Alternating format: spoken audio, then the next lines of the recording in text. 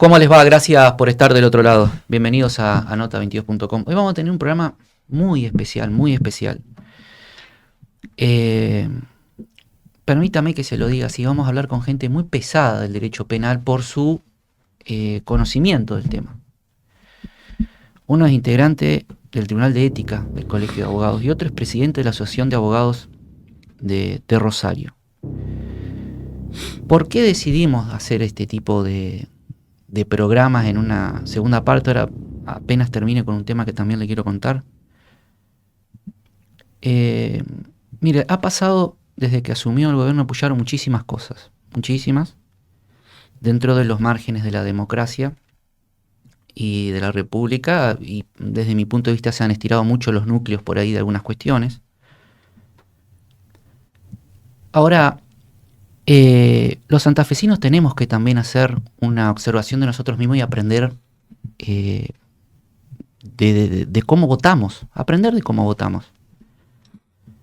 Este gobierno le dimos, los santafesinos, el poder que tal vez no tuvo otro gobernador en poco tiempo, mirando hacia atrás, que fue tener el poder ejecutivo y una legislatura completamente oficialista.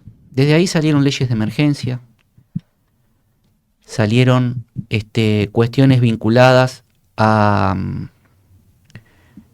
reforma constitucional, salieron endeudamientos por 3 de la provincia de acuerdo a lo que ya venía teniendo, se multiplicó por 3. La reforma constitucional fue impulsada por el propio gobernador, que fue convencional, y efectivamente la reforma rige para atrás, porque es para lo único que va a regir para atrás la reforma de la Constitución, porque se toma como primer mandato el 2023 y la reforma es del año 25.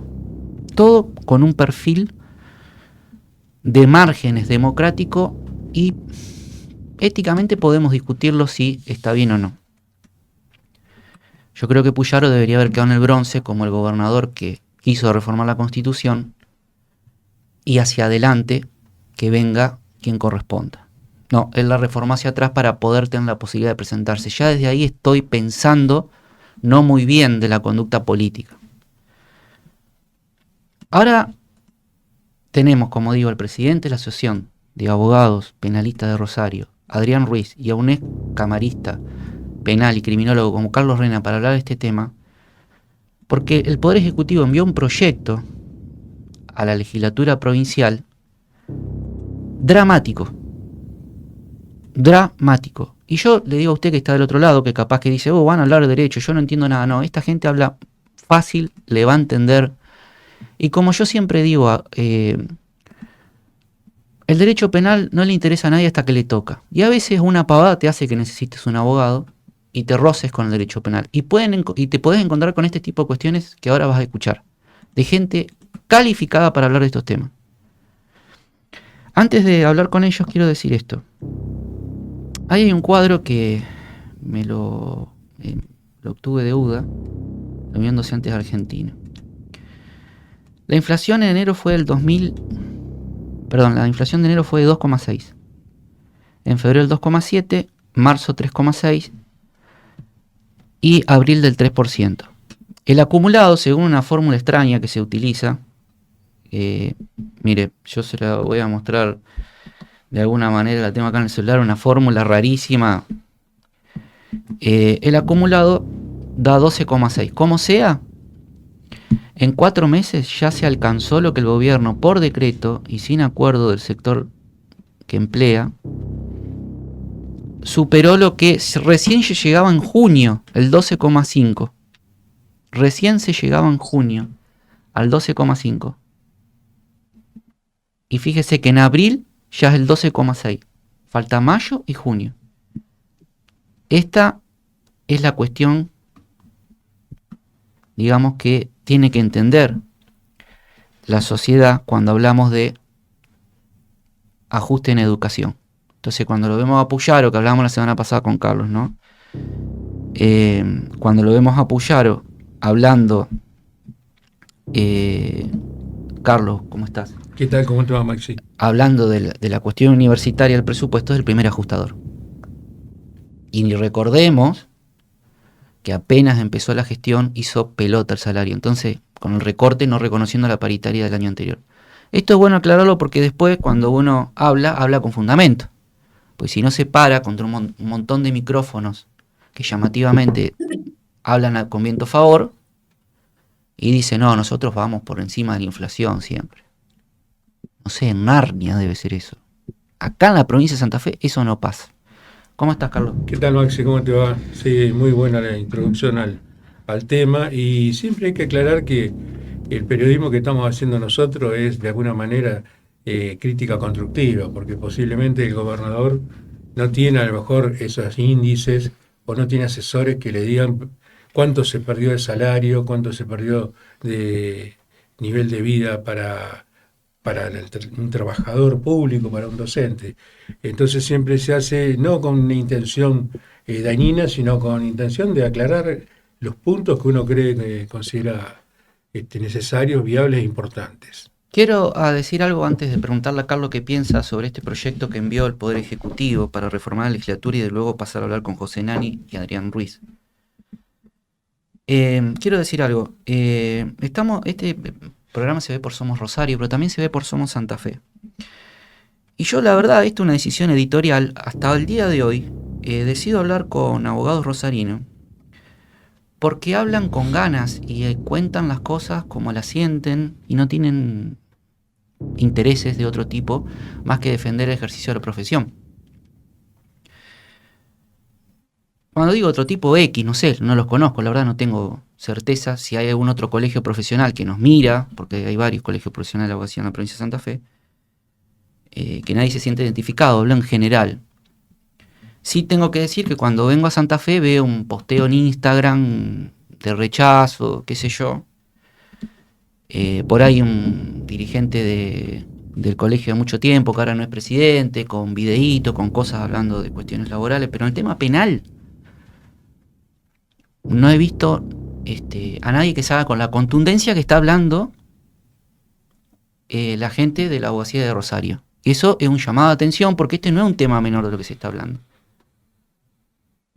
No es un tema menor de lo que se está hablando. Este programa es uno de los pocos, además, que le guste a quien le guste, han salido abogados santafesinos a hablar de temas que no pertenecen, digamos, sí a la colegiatura, pero no no tienen cargos, digamos, electivos.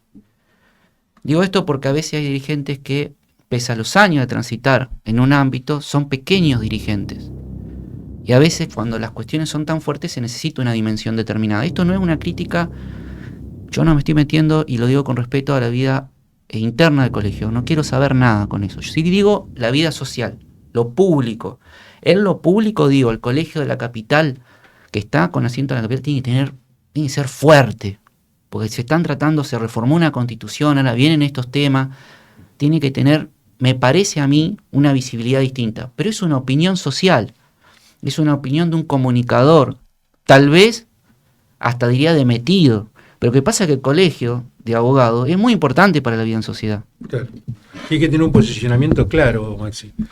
Creo que es lo que vos querés de alguna manera fijar, ¿no? Bueno, esta es una reforma del Código Procesal Penal, un proyecto de reforma que manda el Poder Ejecutivo, en donde ha creado una cierta incertidumbre en los colegios de abogados, especialmente, quiero decir, en los institutos de derecho penal y en todos los penalistas, las asociaciones de penalistas, todos los que están de alguna manera en contacto directo con el derecho penal y con la defensa penal. Tiene varios puntos que de alguna manera modifican sustancialmente garantías constitucionales que están establecidas ya en el Código Procesal Penal actual y vigente. Por lo tanto, primero quiero dar el punto de vista que tiene el gobierno sobre esto. El gobierno quiere atacar, según dice el proyecto, el crimen organizado y el narcotráfico, quiere de alguna manera darle mayor eficacia y control al tema de seguridad. Hay que aclarar que todos queremos la seguridad y convivencia en todas las ciudades, ¿no es cierto? Hace especial relevancia al tema de Rosario. Después piensa en la desburocratización de la justicia, dice que muchas audiencias hacen como más lento, lentifican el proceder judicial. Y por otro lado, quieren fortalecer el poder estatal en zonas de intervención policial especial. Por otro lado, evitar la impunidad de la evasión en el caso del juicio en ausencia, y por otro lado, que el principio rector es que no hay garantías, con la ley actual no habría garantías efectivas de capacidad real para poder llevar adelante el tema. ¿Cuál es el problema acá? Que se desplaza lo que yo veo en general, porque tenemos dos expertos que van a hablar, y entonces ellos van a quizás hacer más hincapié en la parte más profunda del texto.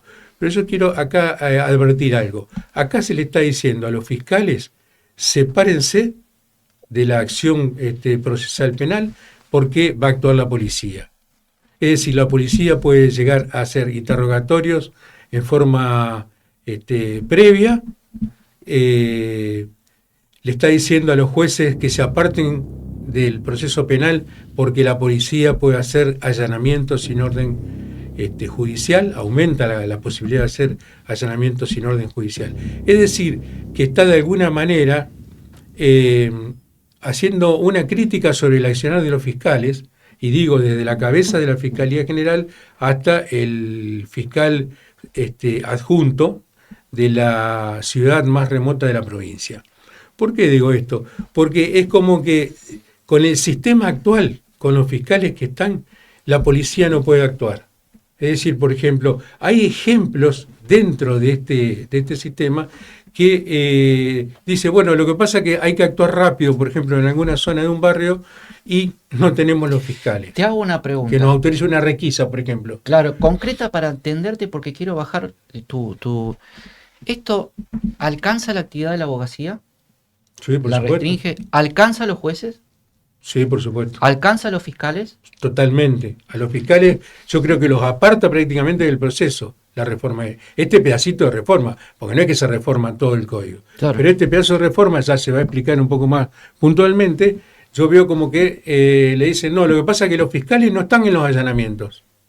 Entonces, al no estar en los allanamientos, necesito que la policía, dice el proyecto, que la policía que está en el lugar del allanamiento pueda allanar casas que están a un costado, que cuando una persona tenga un arma, y en el primer momento dice un arma, no dice arma de fuego, en el segundo renglón dice arma de fuego, o sea que un arma puede ser un cuchillo, se autoriza a que haya un allanamiento.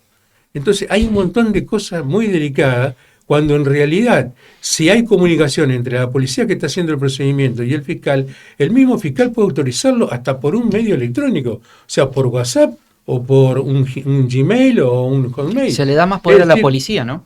Claro, es decir, es como que no se espera a lo que haga el fiscal, cuando el fiscal es el que dirige el procedimiento, ¿no es cierto? Entonces, esas son las cuestiones que hacen mucho ruido, que los abogados penalistas están muy preocupados, y bueno, creo que sería muy interesante que tanto el doctor Nani como ¿te parece el doctor que Ruiz, esta introducción que hiciste la vamos profundizando a medida que vamos charlando con ellos? ¿Te parece? Claro. Está el doctor Nani. Gracias por venir a Rosario, doctor. Gracias. Hacía mucho que no hablábamos de este espacio con usted. Hacía mucho que muy no generoso andaba, por venir y por estar acá. Andaba por acá. No, gracias por la invitación. Medio de casualidad, pero bueno, acá estamos. ¿Cómo ve la situación esta de este proyecto y en funcionamiento en general, ¿no? ¿Sabe lo que quiero preguntar a usted? Está como presidente de la Asociación de Abogados. Tratame de vos, no me traté de usted porque me hace sentir muy envejecido. Muy envejecida. ¿No te da la sensación de que como que hay una intención del Poder Ejecutivo de tener ciertos... Viste que cuando estudias Derecho te dicen cuáles son las funciones del Ejecutivo, del Poder Legislativo y del Poder Judicial. Acá es como que quieren arrogarse de a poquito algunas funciones, ¿o no? Acá, antes que nada, bueno, gracias a Carlos y a Maxi por la invitación. Acá lo que hay en definitiva, Maxi, es un control absoluto del poder, ¿bien? De quién tiene el poder en la calle, quién tiene el poder en los estrados judiciales, quién tiene el poder en la legislatura. En definitiva, lo que está en juego es el poder. Mucho se trabajó allá en el 2007, corregime Carlos, 2007, 2008, cuando se empezó a hablar de un código procesal acusatorio en la provincia de Santa Fe, que entró en vigencia luego en febrero del 2014. Mucho se habló, mucho se trabajó, mucho se viajó, porque hubo algunos que íbamos a Chile a ver audiencias, intercambiábamos información con jueces, fiscales, defensores chilenos, y se logró sancionar un código procesal penal acusatorio con lineamientos a la Constitución Nacional, a la Constitución Provincial, a los tratados internacionales.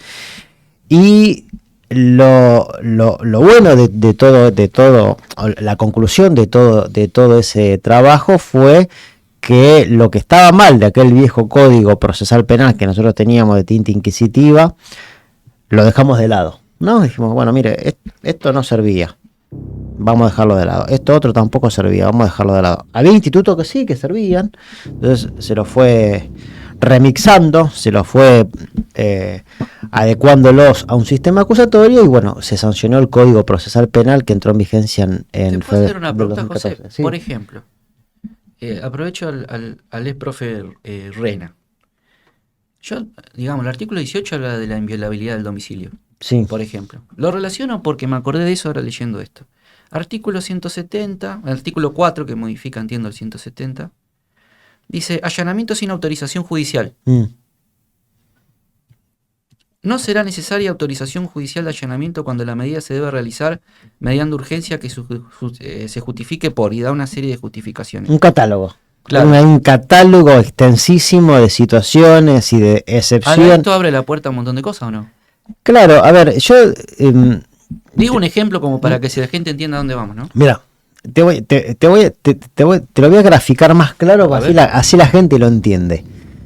Yo estoy próximo a cumplir 25 años de abogado y no sé hacer otra cosa más que dedicarme al derecho penal. No, siempre digo lo mismo. No me traigan un telegrama de despido o una demanda de divorcio, pues no sé hacerla. Bien. Viernes a la tarde estaba en mi estudio, ya 3, 4 de la tarde, y un colega de acá de la ciudad de Santa Fe me pasa el proyecto. Yo ya estaba en modo partido el sábado a la noche que jugaba Rosario Central y River. Yo ya quería que empiece el partido, ¿no? Me llega el proyecto, lo leí, lo volví a leer porque no podía creer lo que estaba leyendo. Le pregunté al colega, le digo, esto está hecho con inteligencia artificial, es joda, ChatGPT. ¿Esto es verdad? Y me dice, sí, es verdad, y me manda el sellito de ingreso por mesa de entrada. Yo, Maxi y Carlos, bueno, y Adrián, que lo tenemos de manera remota. Ahí está. De Rosario. Todos vamos a coincidir seguramente de que esto es retrotraernos a 40 años atrás en validaciones de declaraciones en sede policial sin la presencia del abogado defensor. ¿Cómo sería eso? ¿Cómo? Claro, hoy se vuelve a la declaración policial a los efectos de orientar la investigación. Creo que utilizan esas palabras. Sí, pero dice el imputado. Del imputado. En lo posible con la presencia del abogado defensor. Bien, en lo posible, o sea, si no está el abogado defensor, bueno, listo, declara igual. ¿Y eso se toma como válido en juicio?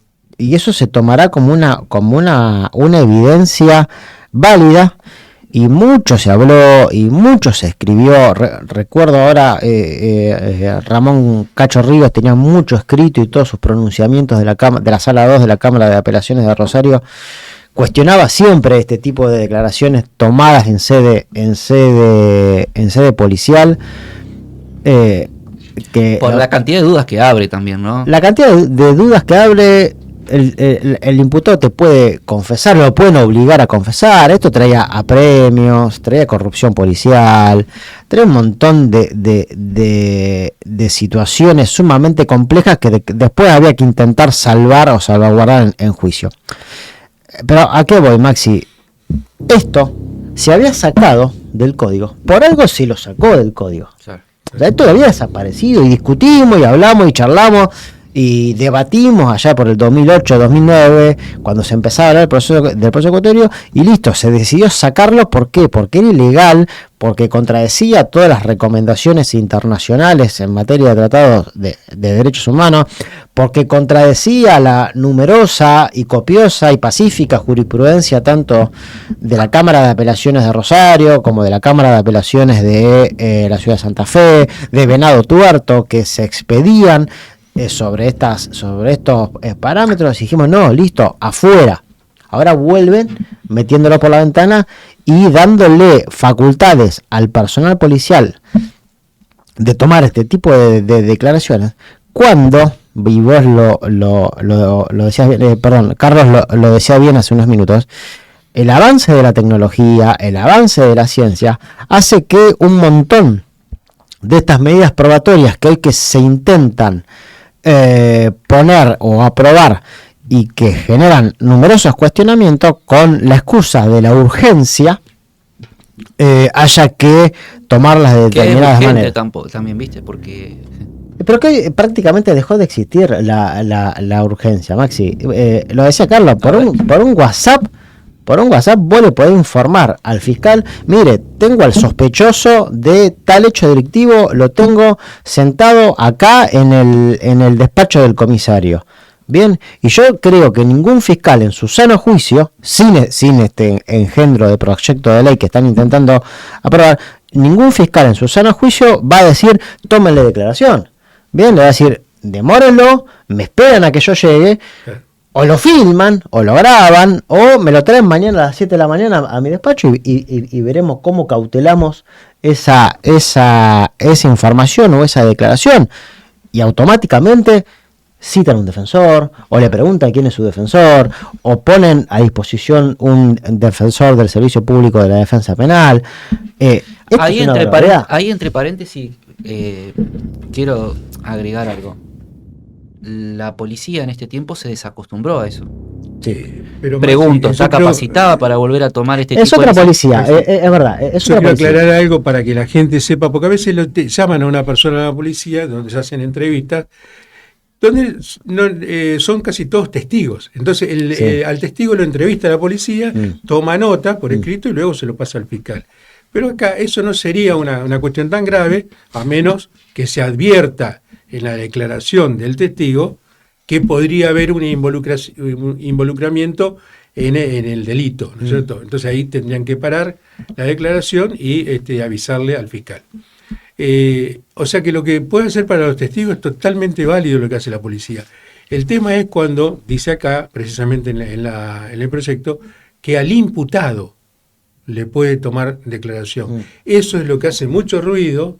¿Por qué? Porque si la persona está imputada o está señalizado, sospechado de la comisión del delito, ya debe resguardarse la garantía de que tenga un defensor. Esto fue todo totalmente sumándose. Todo esto fue sumándose. Santa Fe se tuvo que sumar, obligada en su momento también, a los tratados internacionales, a tener un sistema acusatorio. Esto es un poco como esmerilarlo. Nosotros hemos tenido sanciones, y hemos tenido pronunciamientos en contra, Diesel, Fraticelli, se me viene a la cabeza y bueno, capaz que se me escapa alguno por ahí dando vuelta, en donde la Corte Suprema de Justicia de la Nación, recuerdo el fallo Diesel, Fraticelli, ya advertía con durísimos términos que el proceso santafesino era inconstitucional. Bien, ya lo venía diciendo y lo refrendó en ese leading case, que el proceso santafesino era constitucional. Esto fue el puntapié para empezar a charlar y a discutir un proceso penal adversarial acusatorio, que es el que tenemos vigente hoy en la provincia. Inclusive le podemos agregar algo respecto de lo que es política legislativa. En la reforma del Código Procesal de Menores, de juvenil, se excluyó esta facultad que estaba en la vieja ley de menores, en donde se le podía tomar declaración al imputado, declaración orientativa se llamaba. Es decir, se eliminó a los fines de que se aplique la garantía del Código Procesal de Mayores. Y igual que se van a poder hacer cosas sin que el juez decida previamente. Eso entiendo también, ¿no? Y el allanamiento, por ejemplo. Sí, sí, bueno, eso le podemos también Hay dar la palabra a... Es muy fuerte eso, digamos. Hay tantas cosas que, a ver, en definitiva, acá, y lo dijimos ayer en el comunicado que sacamos desde la Asociación de Abogados Penalistas, el juez frente a determinados institutos o frente a determinadas situaciones pasa a ser una figura meramente decorativa, claro, o el gran notificado. Bien, yo te notifico que allané sin orden. Sin orden. Yo te notifico que intervine una comunicación telefónica. Bueno, ahí sería medio un extremo. Yo te notifico que secuestré un aparato de telefonía celular. Bien. Y después discutirán los defensores, lo que sea, pero yo te notifiqué, lo hablamos en el café hace un rato con Carlos, yo te notifico que le impuse una sanción penal, una condena penal a un imputado que yo consideré fiscal, lo acusé, consideré sospechoso y le impongo una condena. O sea, es como una especie de juicio por decreto. El mecanismo de decreto penal. Decreto penal. Así se lo llama, el decreto penal. O sea, no existe más el juicio previo, no existe más la figura del juez. El fiscal te investiga, te imputa, recolecta la prueba, te sanciona. Y le pide al juez que te condene. No, el propio yo entiendo que es el propio fiscal que lo condena. Y vos imputado, si querés, vas ante el juez Yo le quiero decir a usted, mamá, que está del otro lado, usted, papá, que a los 18 años le cabe este proceso, por ejemplo, a su hijo o a su hija. Yo le cuento porque por ahí parece que esto es abstracto.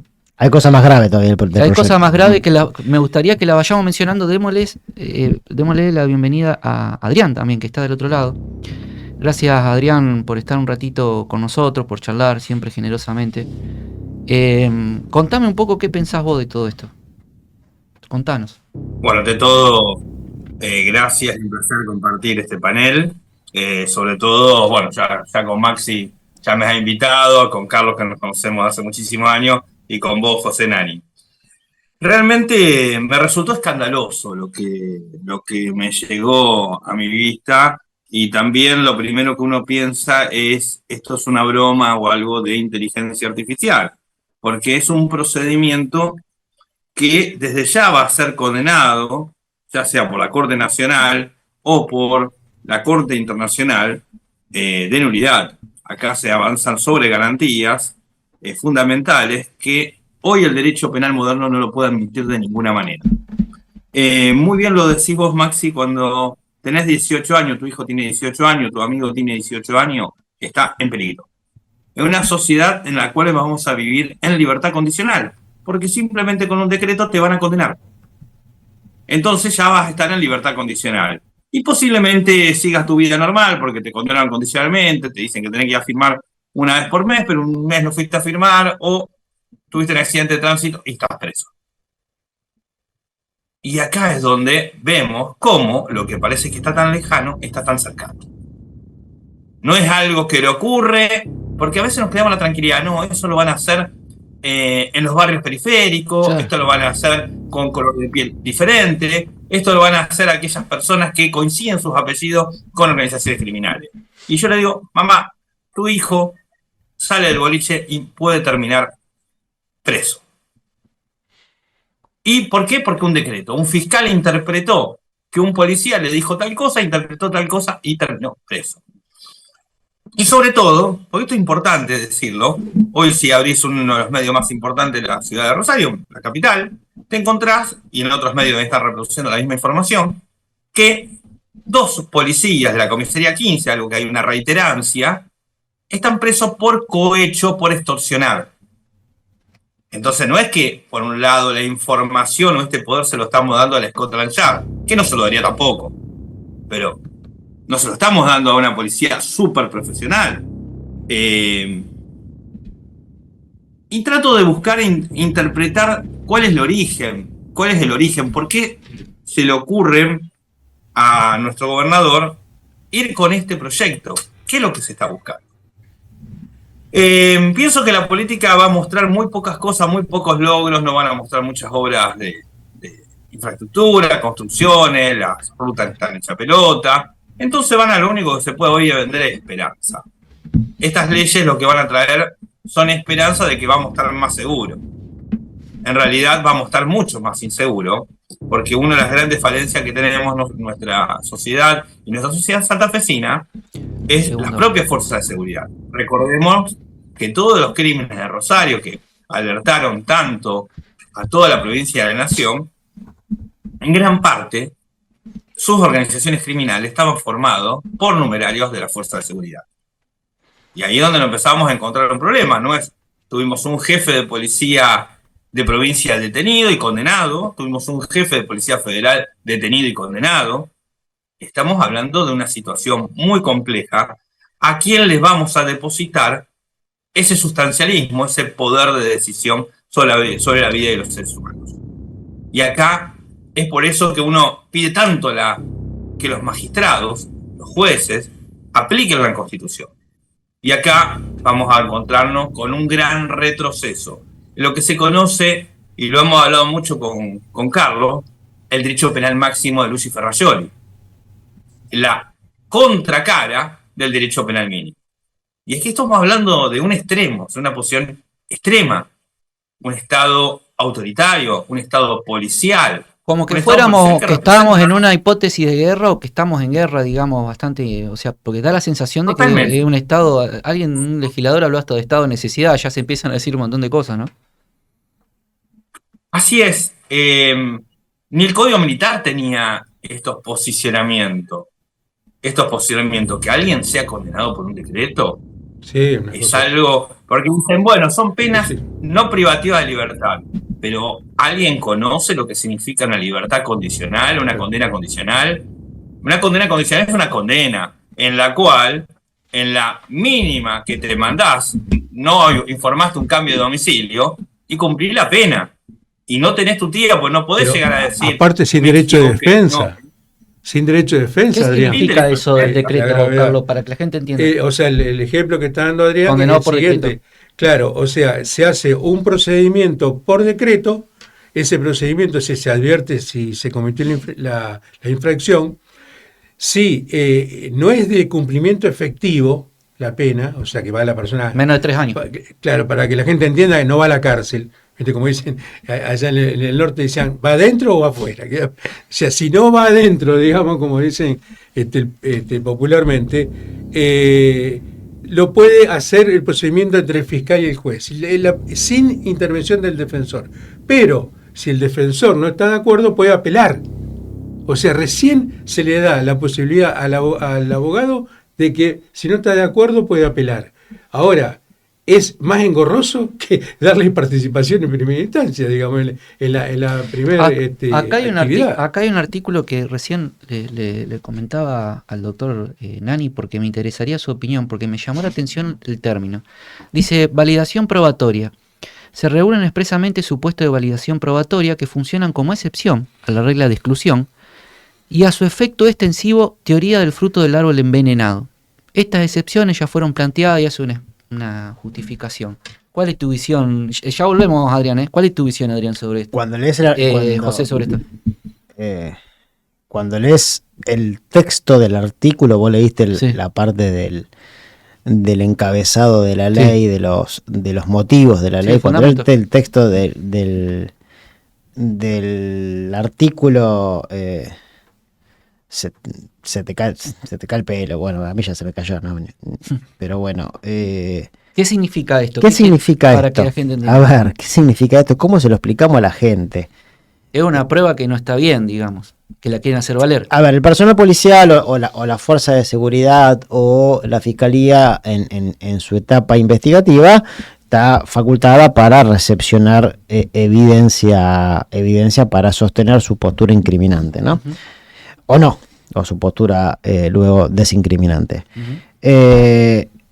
Hay determinada evidencia o determinada recopilación de evidencia que tiene formas. Bien, cuando esa evidencia afecta a garantías constitucionales, hay formas que cumplir. Ejemplo, a ver, Si yo sé que en determinado domicilio se encuentra un objeto robado, bien, el personal policial, ¿qué tiene que hacer? Pedir la orden de allanamiento, ir y secuestrar el objeto robado, que es este. Bien, si no se cumplen esas formas, el allanamiento será inválido. Bien, acá lo que cuando hay grises sobre la forma de obtención de la evidencia, es el juez, bien, en donde mediante una audiencia la fiscalía dará su postura, la defensa dará su postura, y será el juez que diga, no, mire, la verdad es que el allanamiento está bien hecho, el allanamiento está mal hecho, por X motivo. Acá salvaguarda todo, o le da un manto de legalidad a todo lo actuado. Es hasta gracioso. Dice, cuando los funcionarios que la obtuvieron, o sea, la prueba que fue obtenida de manera ilegal, a ver, hay un acto ilegal, cuando el funcionario que la obtuvieron hubieran actuado creyendo de buena fe en la legalidad de su accionar. O sea, introduce un término absolutamente abstracto, religioso, por ponerle un nombre, cuando esto, el que depende lo debe... mucho de la subjetividad de la interpretación. Y aparte no dice en qué caso, Maxi. Si No fuese, caso. por ejemplo, a premio ilegal, ¿puede ser de buena fe? Claro. Que una persona, si un acto doloso no puede ser de buena fe. Y por otro lado, yo quiero hacer un breve agregado, José, que sería, para mí son normas procesales en blanco. Sí. ¿Por qué? Porque no se identifica, no se determina qué quiere decir, por ejemplo, buena fe. ¿En Para qué que caso la se gente usa? entienda, después seguramente va a haber un montón de reglamentaciones que van a hacer caer en esa norma procesal un montón de cuestiones que ustedes van a tener que estar todo el día viendo que cambia. Pero Maxi, Que las reglamentaciones no son exigibles. pero Maxi y Carlos y Adrián no me van a dejar mentir en esto, sobre todo Carlos, que fue juez de cámara. Todo esto estaba librado precisamente al debate entre las partes. Claro. Bien, y era un juez, lo señalo a Carlos porque fue juez, y en una doble instancia, porque se garantizaba una doble instancia a la persona sospechada de que se iba a debatir si el allanamiento estaba bien o mal realizado. Y un juez que iba a decir, no, está bien realizado o mal realizado, y luego será en segunda instancia, y se le garantizaba la posibilidad al imputado de tener una doble instancia, que ya haya dos magistrados que lo analicen. Y en esto, el articulado, por eso te decía, cuando vas al articulado es mucho más peligroso, y comparto 100%... las intenciones que parece tener en el fundamento. Comparto 100% lo que dice Carlos, en lo abstracto y en lo vago de su redacción. Y hay artículos que son muy peligrosos, cuando hablan de... y a mí me sorprende muchísimo que se lo titule de esta manera, cuando habla de, ahí lo voy a decir para no equivocarme, injerencia en derechos fundamentales, o sea, menoscabo de derechos fundamentales, que son derechos constitucionales. O sea, ya el poder estatal, mediante una ley, se mete en un derecho constitucional, en una garantía constitucional, como ser la privacidad de las comunicaciones. Bien, cuando vos lees y desarrollás y desmenuzás el artículo 7 de la ley 14.246, que creo que es la ley de inteligencia provincial, de dudosa constitucionalidad, porque muchos entienden que la inteligencia no es una materia delegada en las provincias, sino que hay una ley nacional y debe ser el Estado nacional quien regula esto, pero bueno, no viene en esta discusión. Cuando vos lees ese artículo, es absolutamente amplio y absolutamente abstracto, y esto es lo que importante que la población entienda. Acá faculta al personal investigativo, a la fuerza de seguridad, por ejemplo, para escucharte una conversación. Por ejemplo, para hacer una investigación de cuentas de mensajería o redes sociales. Bien, pero no aclara que esto debe ser hecho, porque la ley de inteligencia de la provincia... Para que se entienda, ¿a quién habilita hacer eso? al fiscal por sí mismo. A las fuerzas de... Cuando hablo de fuerzas de seguridad... Habla de la policía. La policía. Policía y Y la fiscalía. policía puede pasar a hacer eso. Fiscal? fiscal? Hablo de fiscalía, fuerza de seguridad. Voy a utilizar un término amplio en esta primera etapa del Sí, análisis. lo autorice. Habla de una autorización judicial. Bien, pero lo que no habla es de una causa determinada. Ajá. Motivo de por qué lo hacen. Bien, a ver, yo sospecho que Maxi es el líder de una red de distribución de estupefacientes. Ujú. Bien, yo sospecho porque tengo todo este cúmulo probatorio, bien, que me da esos indicios de que Maxi es el líder de una organización que comercializa estupefacientes. Bien, con toda esta prueba, yo voy al juez y le digo, señor juez, me da la intervención telefónica del teléfono de Maxi, y el juez va a valorar y decir, che, hay un cúmulo probatorio que indica o que da indicio de que Maxi hace lo que el fiscal dice que hace, proceda a darle intervención. Acá no se habla de una causa determinada, acá hay una investigación Lo que vos estás diciendo, preventiva. pueden salir a cazar, a escuchar, a ver qué onda, para que la gente entienda, A ver, qué pasa. Te lo voy a hacer más sencillo si querés. Esto es espionaje ilegal. Bien, te entiendo. Más claro que eso Se es puede imposible. utilizar contra la oposición política, José, por ejemplo. Posición política, periodistas, Es decir, abogados, Vos decís, jueces, mirá, magistrados. supongamos, el fiscales. líder de la oposición dice el fiscal o algún personal policial es sospechoso de tal cosa, y entonces se interviene en los teléfonos de la oposición política o de algún funcionario o Por eso, exfuncionario de alguna manera decía, para salen poder a cazar, obtener escuchan información. algo y ahí arranca la causa. Esto afecta a cualquier santafesino. Afecta muchísima Esto actividad afecta a cualquier que no tiene santafesino, nada que ver con el delito. periodista, funcionario, político. No quiero decir, me abrí la abogados. puerta a algo muy interesante. No quiero decir, porque acá él dijo abogado, vamos a suponer que pueda pasar otra cosa, que un abogado esté defendiendo a un cliente comprometido Mm. y lo pasan a escuchar al abogado porque Claro. crean que el abogado no va a tener intimidad de poder hablar con su Sí, claro. cliente sin que... Bueno, yo acabo de obtener una resolución. ¿Estás de acuerdo con eso? Sí, ¿Puede pasar? sí, no, y te lo voy a graficar porque me pasó. Ujú. Voy a ver un detenido. Cuando llego a ver el detenido, preso de alto perfil, me encuentro con un teléfono en el box, en el locutorio que utilizamos los abogados para entrevistar a los presos. Y me obligan a utilizar ese teléfono, el personal penitenciario. Digo, yo no quiero utilizar ese teléfono. No sé si me estás escuchando. La conversación entre el abogado y su cliente es privada por enormidad de normas y tratados internacionales que dice que es privada y confidencial. ¿Vos me garantizás por escrito que no me está escuchando? Me dice, no, doctor, no se lo puedo garantizar. Listo, entonces no lo voy a usar. Entonces me dice, me levantan el precio y se lo llevan. Bien, presento el habeas corpus. La jueza de primera instancia cita al servicio penitenciario. Planteo yo esta cuestión, que me den garantías de que no me estaban escuchando, y planteo lo que pasa en muchas de las cárceles. Los teléfonos estaban para intercomunicarse, y como toda garantía constitucional es renunciable por la persona. Si yo lo quiero utilizar, lo utilizo; si yo no lo quiero utilizar, no lo utilizo. ¿Ven? Yo no lo quiero utilizar. El servicio penitenciario dice no, es una norma obligatoria. Bien. La jueza hace lugar el habeas corpus, le obliga al servicio penitenciario a sacar una resolución o a no obligar a los abogados a entrevistarse a través de ese teléfono o intercomunicador, pongan el nombre que quieran, porque hubo un chicaneo ahí por parte del servicio penitenciario que era un intercomunicador y no un teléfono. Claro. Y la jueza hace lugar al habeas corpus, la doctora Prunoto.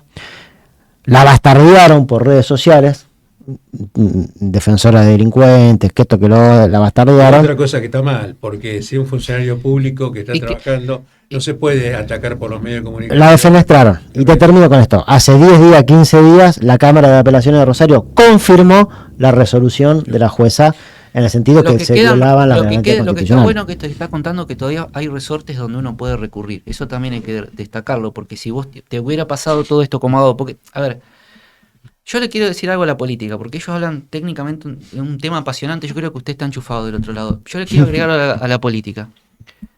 Mañana puede venir un gobernador, no digo X, obsesionado con su gabinete, y pueden empezar a escucharlo. ¿Sí? Porque, digamos, a veces tienen más vínculo con el poder del MPA que con su propio gabinete algunos, ¿viste? Sí. No digo que esté pasando ahora, hablo en general.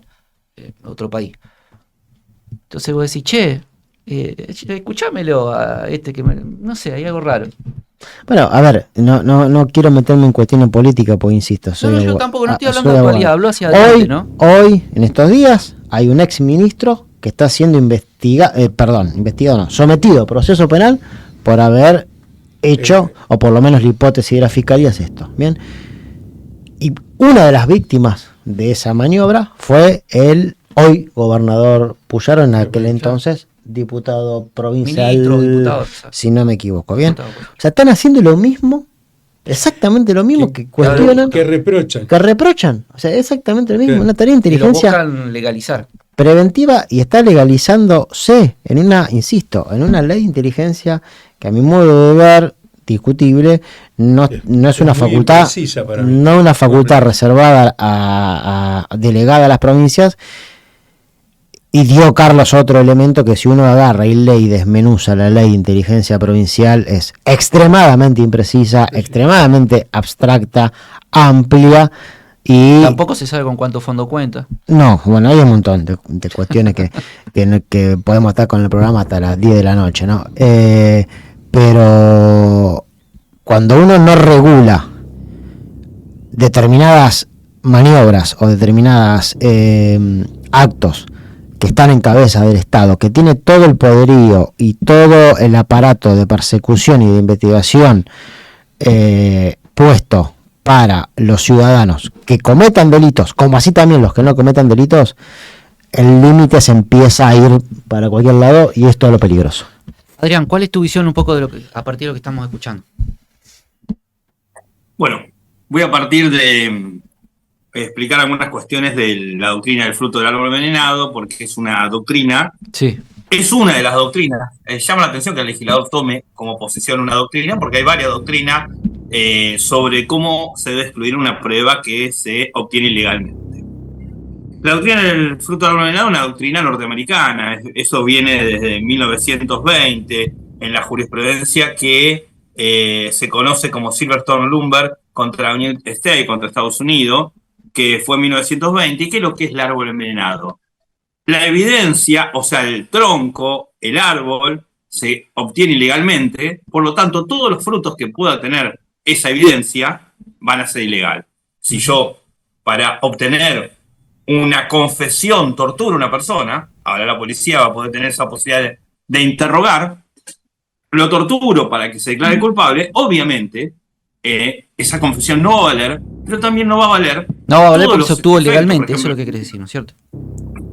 La rueda que robé está en la casa de mi tía, entonces todo sería ilegal. Bueno, ahora cuando hablamos de buena fe de los funcionarios para avalar las pruebas, ahora es lo que lo escuchaba Carlos, qué difícil, ¿qué va a ser? Porque un policía tortura, pero el policía que va a hacer el allanamiento con la obtención de una prueba ilegal posiblemente no sepa que haya torturado, y estaría actuando de buena fe y estaría provocando un secuestro de algo que el fondo, por eso es muy importante esa exclusión. Viene de una persona que torturaste, el delito más grave, o a la altura del homicidio, un delito que está combatido en forma internacional a través del trabajo del protocolo de Estambul, y bueno, directamente podríamos esquivarlo con acreditar que los que hacen las nuevas medidas actuaron de buena fe. Eso no queda muy claro. En segundo lugar, se da tantas excepciones. ¿Y por qué tantas excepciones? Cuando todos sabemos que el Código Penal o el derecho constitucional prevé en medidas excepcionales. Nadie va a decir que una prueba ilegal, si yo ingreso en un domicilio porque están pidiendo socorro, entra la policía a una casa sin allanamiento porque están pidiendo auxilio, nadie va a decir que eso es ilegal. No lo dice ni la Constitución, ni lo van a decir los jueces. Nuestra jurisprudencia realmente es muy nutrida y van a decir que esos actos son legales. Son legítimos. Son legítimos. Y también legales, porque también dentro de la ley se prevé como excepciones esta situación. Considero que esta casuística que se está tratando de buscar es legitimar actos policiales, porque la provincia se mete en un brete. y posiblemente José Nani va a entender de lo que estoy hablando, y sobre todo en la región Rosario, en la que nos toca actuar. La provincia hizo una ley, una ley fue aprobada en el principio del gobierno de Puyaro, que es la desfederalización de la cuestión narcotráfico, y eso ha abarrotado los tribunales. Hoy las cámaras de apelaciones de Rosario, la mayoría de las causas, están teniendo una gran cantidad de causas en las que debe intervenir por lo que se conoce como desfederalización, entender en lo que son causas de microtráfico, o como algún juez lo ha dicho en tono de sorna, nanotráfico. Es decir, se ha llevado causas de personas que consumen a cuestiones de delitos, cuando la jurisprudencia, o por lo menos la práctica de la justicia federal, no le estaba dando demasiada importancia, porque la persecución, y ahí vamos al fallo Basterrica y toda la interpretación de Nino de lo que era la tenencia para consumo. Volviendo a esta situación, lo que se quiere tratar de buscar es una solución administrativa, un derecho penal administrativo.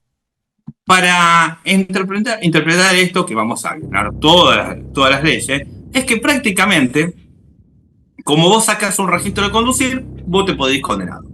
O mucho menos, porque ni siquiera, posiblemente, como te lo pueden hacer en ausencia del juicio, ni siquiera participás, y un día te llega que estás condenado. Imaginémonos que estás en un barrio periférico y te llega la condena.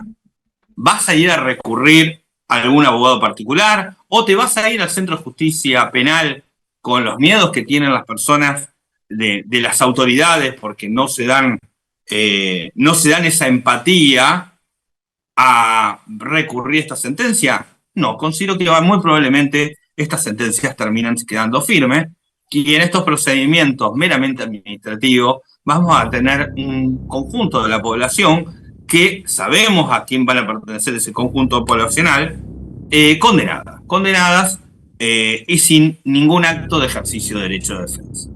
Y esto es la mayor preocupación. Bien. Con respecto también a la inteligencia, que lo escuchaba atentamente al doctor Nani, es verdad que advierto que coincido con el mismo, de que... Me acuerdo que hablamos con vos hace algunos programas atrás, que fuiste muy duro con eso, ¿viste? No, realmente, hoy inteligencia, por lo que se está utilizando en nuestro país, es espionaje ilegal. Es lo que asustó tanto en su momento en Estados Unidos. Recordemos cuando cae Nixon, era inteligencia política, obtener información para doblegar al otro. Y acá Adrián, acá hubo un presidente que investigaba ilegalmente a un pariente. Sí. Así es. Recordemos, fue un presidente que, no, nos quedan, hasta eso se llegó. Nos quedan... el Ara San Juan. Nos quedan 3 minutos de programa. Pasó volando la hora, y la verdad que Adrián sabe un montón, José sabe un montón, Carlos sabe un montón. Me gustaría, si podés resumir en un minuto una idea final de por qué pasa esto, Adrián. Vamos a seguir tratándolo. Yo no creo que esto se haga tan rápido, salvo que lo hagan como han venido haciendo otras cosas, porque es un tema muy sensible. Y creo que todos los que participan de la Administración de Justicia están protestando, digamos, o del sistema judicial, del servicio de justicia, para ser más preciso. Bueno, considero que se hizo un sistema, una implementación de Código de Procedimiento Acusatorio erróneo. No, en segundo lugar, esto ya viene con mal formado el año 2009 en adelante, no el Código de Procedimiento en 2007, sino como cuando se quiso implementarlo. En segundo lugar, considero que se ha tomado demasiadas atribuciones el Estado provincial. Interpreto cuál es la posición política de combate contra el crimen organizado, pero al tomar demasiadas atribuciones se descubre de que por lo menos la región Rosario no puede dar las respuestas jurisdiccionales. Por lo tanto, si los que no caen en juicio abreviado, hoy los juicios van a ser de acá a 3 años, 4 años, 5 años, van a ser prórrogas y prórrogas, porque no pueden dar esa justicia. Se intenta solucionar por meras actuaciones administrativas, porque no pueden resolver y dar jurisdicción a todas las respuestas e investigaciones penales.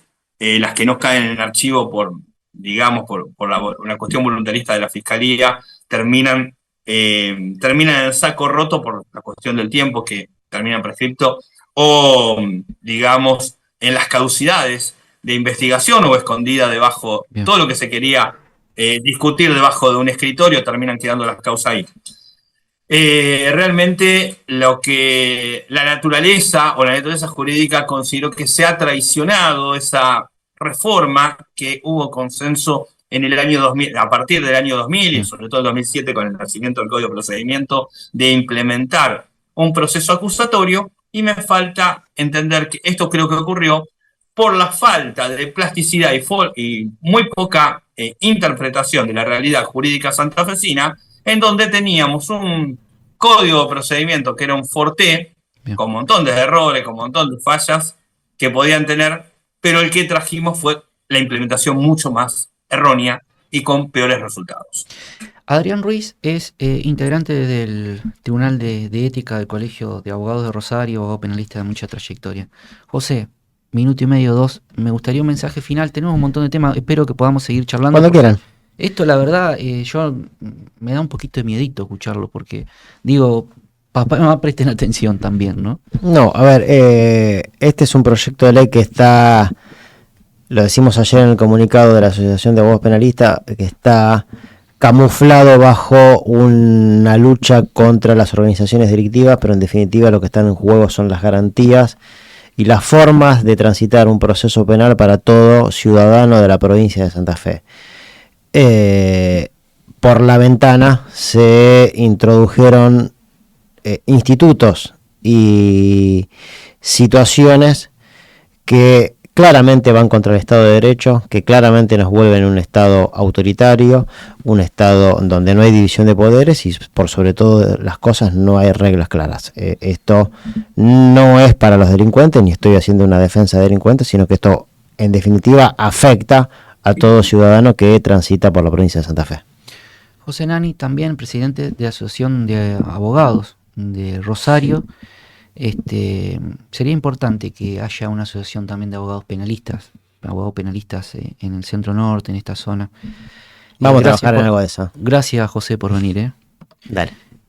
Carlos, estamos No recontrapasados. no, yo como voy a seguir hablando, Sería una pregunta, Maxi. Nos quedan 30 segundos. Relajar las garantías constitucionales, ¿hace más eficiente el sistema? Uh-huh. ¿O no? Yo creo que no. Uh-huh. O sea, lo que se pretende es relajar todas las garantías constitucionales y los derechos constitucionales de los ciudadanos. ¿Hace más eficiente realmente el sistema o va a ser más engorroso todavía? Yo creo. Porque después todo esto, perdón, ¿no? Sí. Se apela, para que la gente que no sabe, Sí. se apela a una segunda instancia, va a la Corte, recurso inconstitucional. En algún momento se va a ordenar. Llega a la Corte de la Nación. O En sea, algún momento se va a que hay ordenar. que ser prolijo, hay que tratar de evitar vulnerar garantías constitucionales, porque todo eso lleva a un gran desarrollo después de actividad jurisdiccional. Yo, un poco, todos por supuesto que ellos hablaron con autoridad en el tema, pero todos dijimos algo que creo que concluye en un mismo tema. Acá hay una búsqueda de poder, claramente, y los poderes de los seres humanos se terminan y se pasan a otro. O sea, el poder es temporal para el ser humano. Y me parece que hacer todo para tener tanto poder en tan poco tiempo, porque, a ver, se va a terminar el mandato, muchachos, se va a terminar. Nos vemos la semana que Yo viene. creo que... Sí, perdón, dale. No, creo que hay una frase viejísima que resume todo lo que estuvimos hablando en este tiempo. Nunca, pero nunca el fin justifica los medios. Uh-huh. Y hoy se está pretendiendo implementar esa Maquiavelo puro. 100%. Chau. Nos vemos la semana que viene.